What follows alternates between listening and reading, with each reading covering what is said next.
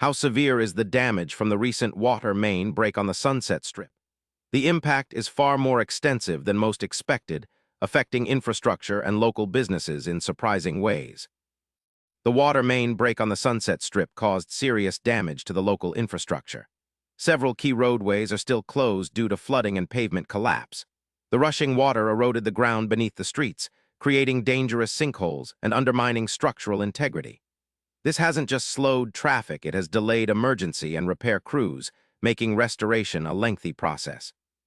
The city estimates repairs could take weeks, highlighting how a single break can disrupt an entire urban area. Beyond the streets, many Sunset Strip businesses are experiencing water outages, forcing temporary shutdowns. Restaurants and shops rely heavily on water for daily operations, so this break has hit them hard.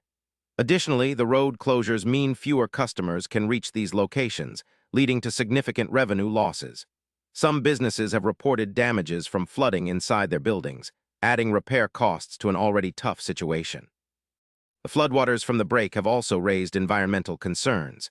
As the water rushed through streets, it picked up debris, oils, and other pollutants, which flowed into storm drains. This runoff threatens nearby water bodies and soil quality.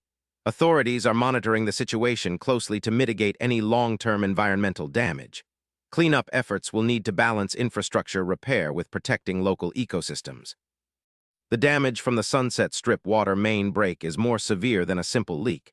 It has disrupted traffic, hurt local businesses, and raised environmental alarms.